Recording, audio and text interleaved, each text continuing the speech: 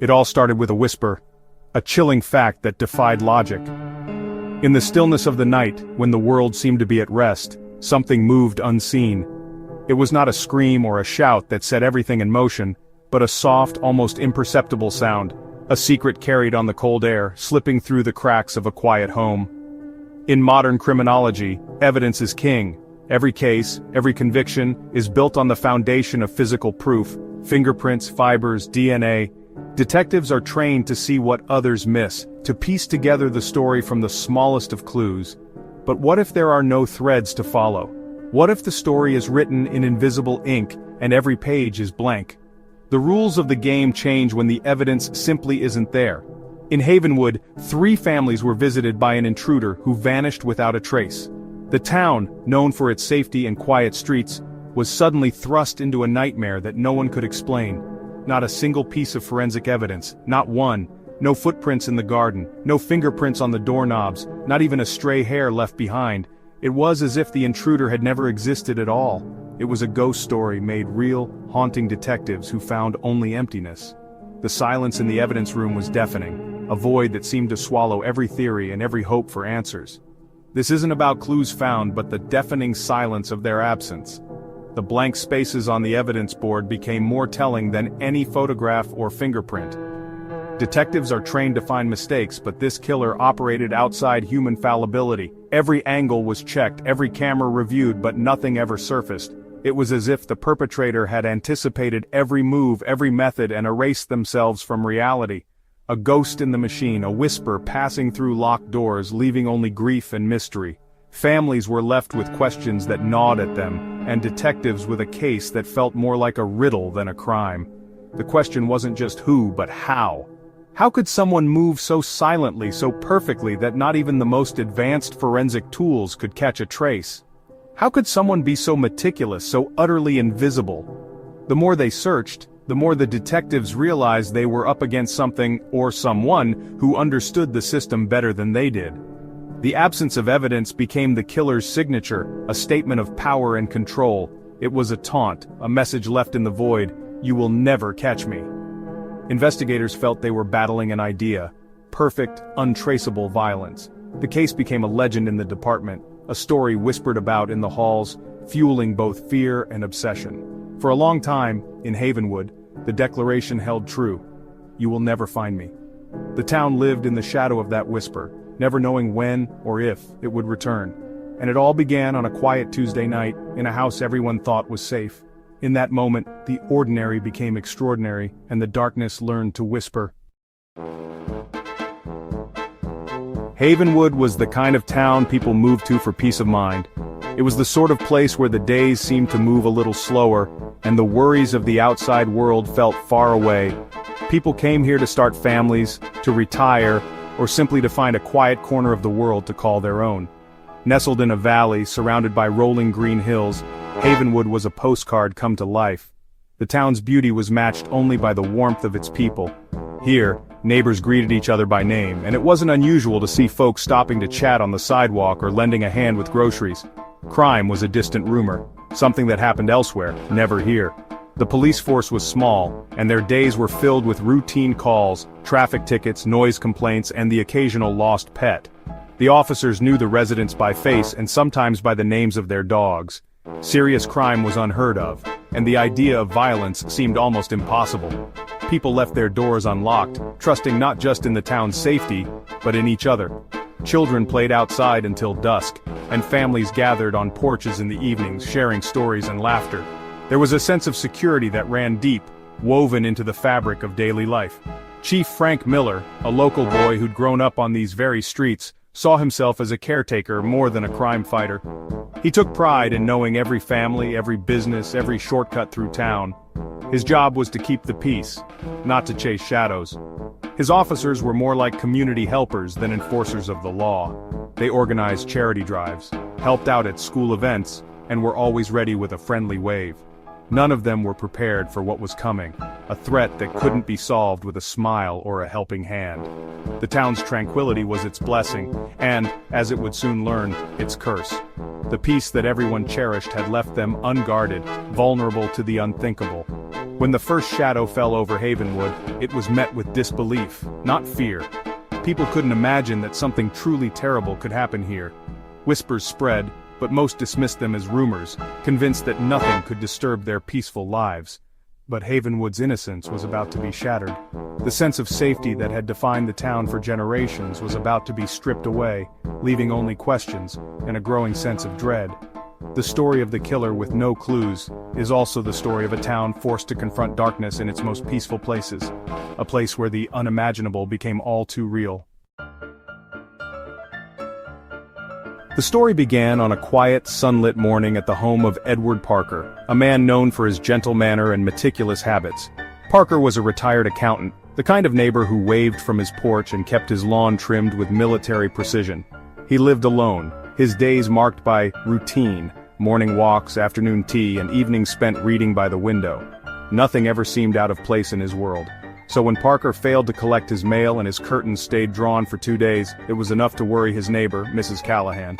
She hesitated, then picked up the phone and called the police, requesting a wellness check. In a town where everyone knew each other, such a break in routine was more than unusual, it was alarming. Officer Daniels arrived to find the house locked tight. The windows were latched, the doors bolted from the inside. There were no broken panes, no signs of forced entry, just an eerie stillness that seemed to press against the walls.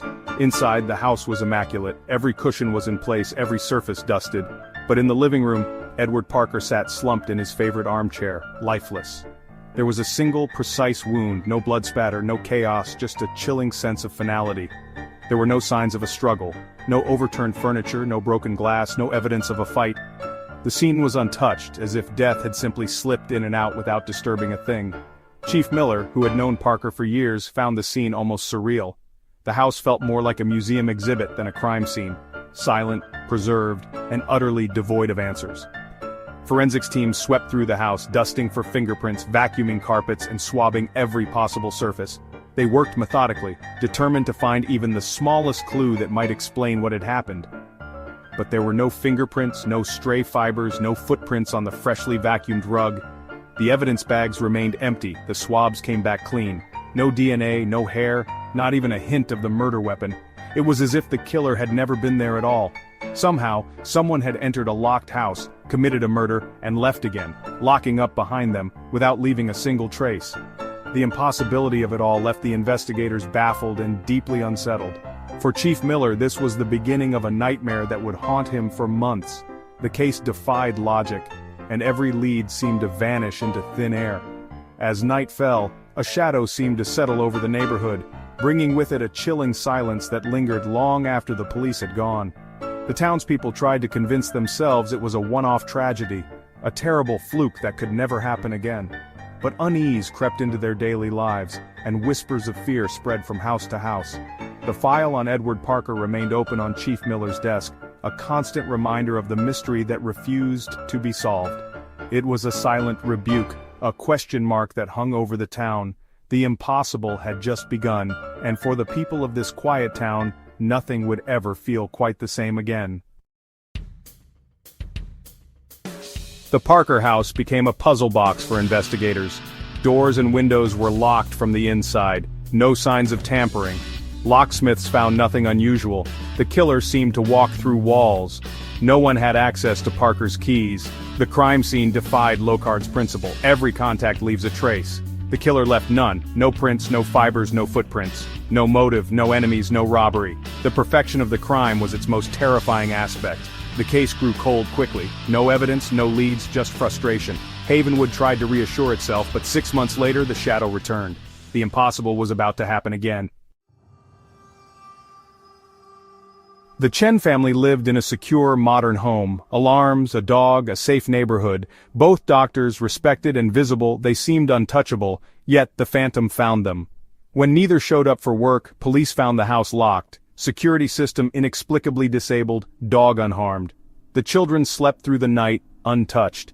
In the master bedroom, David and Eleanor Chen were killed. Same method, same precision, no struggle. No evidence, no digital trace, no sign of entry. Forensics found nothing. Again, the murder of the Chens shattered Havenwood's sense of safety. This was no anomaly. It was a pattern. The killer could bypass any security, move unseen, and leave no trace. Fear swept the town. If the Chens weren't safe, who was? The whisper in the dark now had a name. The Havenwood Phantom. With the Chen murders, Chief Miller realized he faced something beyond his department's reach. 2 crime scenes 6 months apart, linked by a chilling signature total absence of evidence. The killer didn't leave prints, fibers, DNA, or a mess.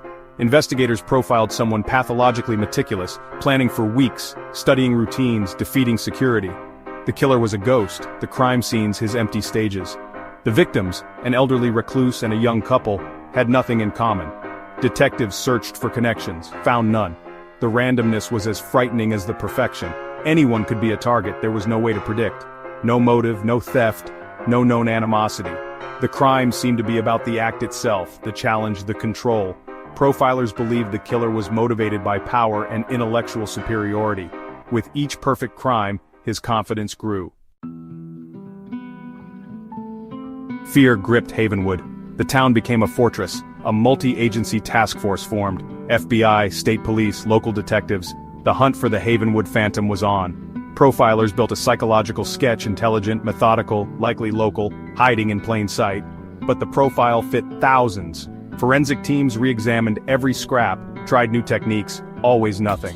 The killer's discipline was flawless, as if he designed his crimes to defeat investigators. The task force mapped skills, backgrounds, and geography, surveilled hundreds. They weren't just looking for a needle in a haystack, they were trying to prove the needle existed.